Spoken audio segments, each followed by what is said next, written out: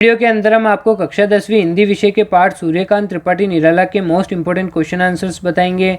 इसमें जो आपको प्रश्न उत्तर हम बता रहे हैं मोस्ट इंपॉर्टेंट है और आपके बोर्ड एग्जाम के अंदर पूछे जा सकते हैं। तो इन सभी को आपको अपनी कॉपी के अंदर नोट करना है और वीडियो को 4 से 5 बार देखना है ताकि आपके सारे प्रश्न उत्तर आपके दिमाग में चिपक जाएंगे। बस आप वीडियो को 4 से 5 बार देख लें। तो देखिए, आप पहला आपको प्रश्न दिया है रिक्त स्थान की पूर्ति कीजिए। इसके सारे महत्वपूर्ण प्रश्न दिए गए हैं रिक्त स्थान वाले। तो ये 5 बहुत ही ज़्यादा महत्वपूर्ण हैं। अगर रिक्त स्थान पूछेगा तो इन्हीं में से सवाल आपके आएंगे। तो देखें आप, रामकृष्ण परमहंस और विवेकानंद की विचारधारा ने खाली स्थान पर विशेष प्रभाव डाला। तो किस पर विशेष प्रभाव डाला था? तो निराला के, ठीक है ना, निराला पर विशेष प्रभाव डाला था। तो रामकृष्ण परमहंस और विवेकानंद की जो विचारधारा थी उसने किस पर प्रभाव डाला था? तो निराला जी पे, यानी सूर्यकांत त्रिपाठी निराला पे उन्होंने प्रभाव डाला था। आगे देखते हैं, दूसरा आपको दिया हुआ है सूर्यकांत त्रिपाठी निराला का जन्म बंगाल के महिषादल में सन खाली स्थान में हुआ। तो कौन से सन में हुआ था? तो आप सबको याद होना चाहिए कौन से सन में हुआ था। तो 1899 में, ठीक है ना, 1899 में। तो ये आप याद रख सकते हैं। सूर्यकांत त्रिपाठी निराला का जन्म बंगाल के महिषादल में कब हुआ? 1899 ईस्वी के अंदर, ठीक है ना। आगे देखते हैं, उत्साह एक खाली स्थान गीत है जो बादल को संबोधित करता है। तो उत्साह एक कौन सा गीत है? तो ये कह रहा है कि उत्साह एक आह्वान गीत है। कौन सा गीत है? आह्वान, ठीक है ना। उत्तर क्या है? आह्वान, ठीक है। उत्साह एक आह्वान गीत है जो बादल को संबोधित करता है। अगला देखते हैं सवाल। अगला सवाल आपको दिया है, अट नहीं रही है कविता खाली स्थान की मादकता को प्रकट करती है। तो अट नहीं रही है कविता, खाली स्थान इधर क्या आएगा आपके?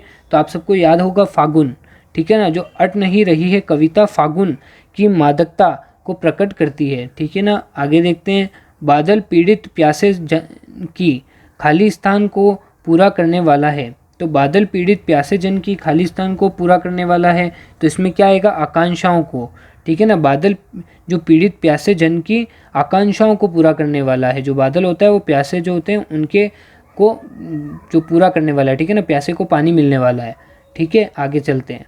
आगे आपको सत्य और असत्य कथन दिए गए हैं। इसमें आपको राइट और रॉन्ग लगाना है। तो देखिए आप, छायावादी रचनाओं में निराला ने सबसे पहले मुक्त छंद का प्रयोग किया। क्या ये कथन सत्य है? तो ये कथन बिल्कुल सत्य है, ठीक है ना। छायावादी जो रचनाकार हैं उसमें जो निराला है उन्होंने सबसे पहले मुक्त छंद का प्रयोग किया था। याद रखना आप, सबसे पहले मुक्त छंद का प्रयोग किसने किया, ऐसे भी पूछ सकता है, तो आपको याद होना चाहिए। तो वो है निराला जी, ठीक है ना। उत्साह निराला का प्रिय विषय है।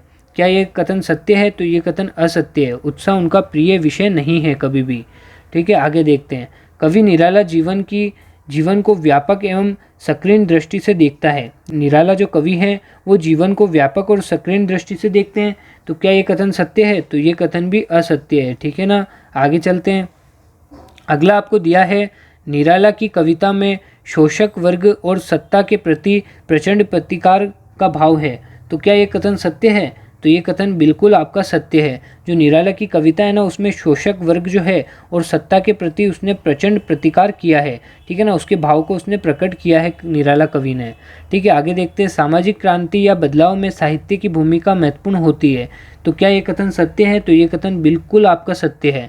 जो सामाजिक क्रांति होती है और बदलाव, यानी क्रांति मतलब बदलाव करना, ठीक है ना, उसमें साहित्य की भूमिका बहुत ज़्यादा होती है। साहित्य से ही हमारे इसमें क्रांति आई थी, आप सबको याद होगा, ठीक है ना। जो 1857 की क्रांति थी उसमें भी साहित्य का बहुत बड़ा योगदान था, ठीक है। साहित्य से ही एक दूसरे तक सूचनाएं पहुंचा करती थी पहले।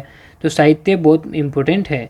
आगे देखते हैं, यहाँ पे आपको ऑब्जेक्टिव प्रश्न दिए हैं, यानी बहुविकल्पी प्रश्न दिए हैं अबसदे वाले। किस समय की शोभा से कवि की आंख हटाए नहीं हटती? तो कौन सा समय था वो जिससे कवि की आंख हटाए नहीं हटती? तो फागुन की, ठीक है ना। जो फागुन का जो समय था ना उसकी जो शोभा थी उससे कवि की आंख हटाए भी नहीं हटती है, यानी कितनी भी कोशिश करो तो भी आंख नहीं हटा पाते हैं वो फागुन के समय में। आगे देखते हैं, बाल कल्पना के से पाले में निहित अलंकार है। तो बाल कल्पना के पाले में निहित अलंकार कौन सा है? इसमें कौन से अलंकार का प्रयोग किया गया है?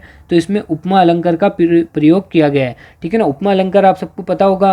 वैसे इस पर अगर आप चाहेंगे तो हम अलंकारों पर डिटेल वीडियो बना देंगे। हमने 2 अलंकार तो बहुत ही डिटेल में समझा रखे हैं और बहुत ही आसान भाषा में समझा रखे हैं, वो भी आपको चैनल पर वीडियो मिल जाएगी।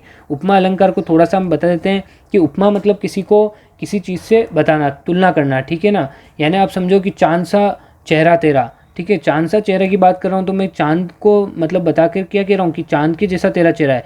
तो एक सुंदर वस्तु से दूसरी सुंदर वस्तु की अगर मैं तुलना करूँगा, दोनों को बराबर कर दूंगा, तो ये वाली वस्तु ऑटोमेटिक सुंदर हो जाएगी, यानी आपका चेहरा ऑटोमेटिक सुंदर हो जाएगा। ठीक है ना। अगर मैंने कहा कि आपका चेहरा चांद के जैसा सुंदर है, यानी इसका मतलब क्या है कि आपका जो चेहरा है वो भी तो चांद के बराबर है हो गया। ठीक है ना, उससे तुलना कर दी, तो उपमा इसी को कहते हैं। ठीक है, किसी और चीज़ से उपमा करके किसी और की विशेषता बताना।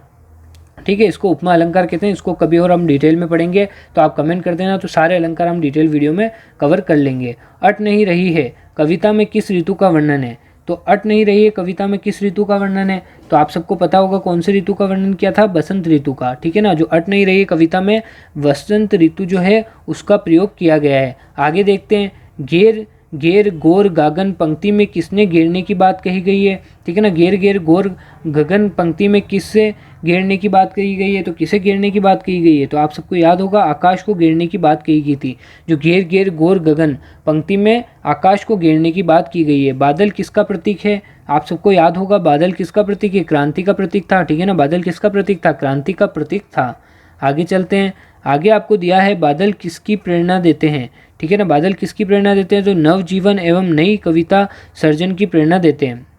जो बादल है ना वो नया जीवन, यानी जो नया जीवन है उसकी नई कविता की सृजन की प्रेरणा देते हैं बादल। ठीक है, बादल को अनंत के घन क्यों कहा जाता है? तो अनंत के घन क्यों कहा जाता है? तो बादल विस्तृत आकाश में दूर तक जाता है और धरती का ताप भी मिटा देता है, इसलिए उसको क्या कहा जाता है? अनंत के धन।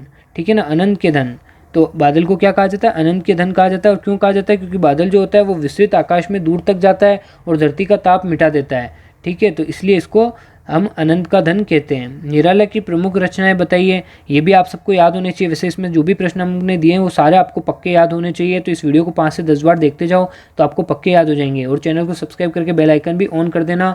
और आपको एक और चीज़ बता देते हैं कि हमने प्लेलिस्ट बना रखी जिसमें सारे ही लेसन हमने कवर करा रखे हैं हिंदी के, तो आप वो प्लेलिस्ट कमेंट बॉक्स के अंदर देख सकते हैं। तो उस पर जब आप क्लिक करेंगे तो आपको प्लेलिस्ट मिल जाएगी, उसमें आपको सारे पार्ट मिल जाएंगे, तो आप सारे पार्ट देख सकते हैं लाइन वाइज। ठीक है, अनामिका, परिमल, गीतिका, कुकुरमुत्ता, नए पत्ते, ये सब निराला की प्रमुख रचनाएं थी। ठीक है ना, आगे चलते हैं। अट नहीं रही कविता का वर्ण्य विषय क्या है? ठीक है ना, वो अट नहीं रही कविता किस विषय पर लिखी गई? तो फागुन मास का प्राकृतिक सौंदर्य कविता का विषय है। ठीक है, फागुन मास का जो प्राकृतिक सौंदर्य है।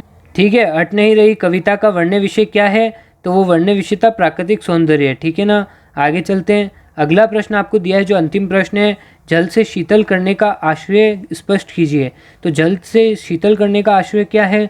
तो गर्मी की ऋतु के बाद बादल आकर धरती को अपनी वर्षा से शीतल कर देते हैं। ठीक है ना, जो गर्मी की ऋतु होती है फिर जो बादल आ जाते हैं और बारिश करके वो उसको शीतल कर देते हैं। ठीक है, कवि बादल का आह्वान करता है कि वह पृथ्वीवासियों को कष्टों से मुक्ति प्रदान कर सुख शांति देते हैं। ठीक है, तो वो कवि क्या करता है? बादलों से आह्वान करता है कि जो पृथ्वीवासियों को कष्टों से मुक्ति प्रदान कर सुख शांति दे। ठीक है, बादल से वो आह्वान करता है कवि।